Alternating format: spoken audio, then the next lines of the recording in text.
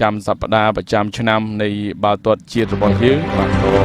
ពេលនេះគឺកីឡាករនេះបានដើរចូលទីលានហើយការប្រកួតនឹងចាប់ផ្ដើមនៅពេលបន្តិចទៀតនេះ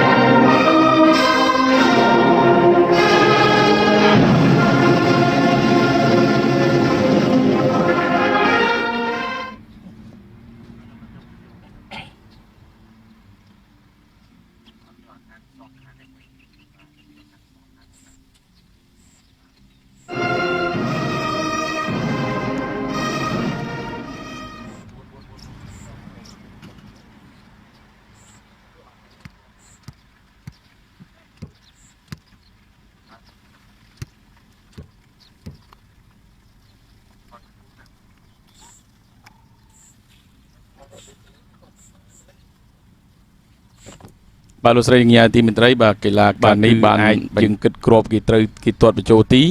គឺជិត60គ្រាប់ជាងហើយបងប្អូនបាទជាមួយក្រុមបាល់ទាត់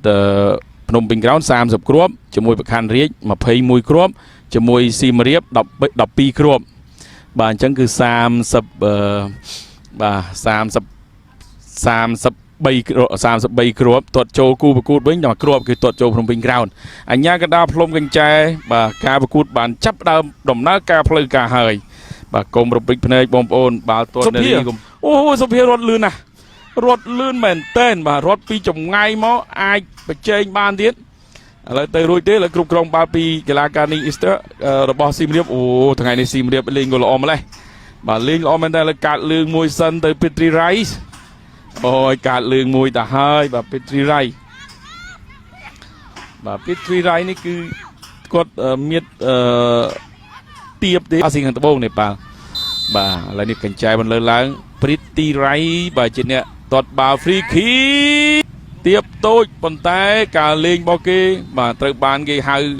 ពីរូបនេះសេបងប្អូនប្រជាពលរដ្ឋនេប៉ាល់បាទនិយាយរួមឲ្យតែផ្សាយផ្ទាល់អញ្ចេះបងប្អូននេប៉ាល់គាត់ចូលរួមទស្សនានិងលើកទឹកចិត្ត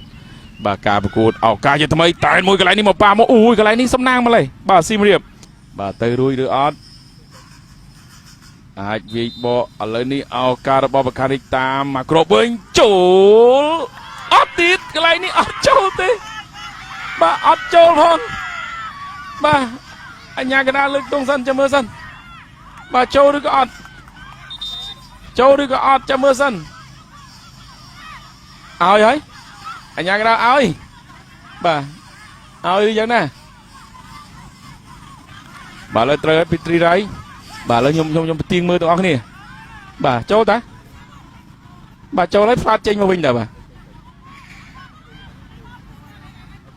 ទចូលក្នុងតាបាទចូលហើយបានផ្លាត់ចេញតាបាទសៀមរាបបាទPetri Riceអត់ជួនPetri Riceអូបាល់តែឯងទាត់មួយសិនកន្លែងនេះទាត់ចេញខ្សែការពារBMS បាទមកឲ្យPetri Riceនេះគាត់គ្រប់គ្រងបាល់ល្អមែនទេកັບ1-2សភឿនបាទបញ្ជូនមកចន្ទ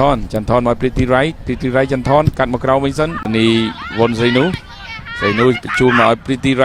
Riceគ្រប់គ្រងបាល់Petri Riceយ៉ាចាប់ទាញបន្តិចកញ្ញាព្យាយាមដាក់ទៅកលាមករា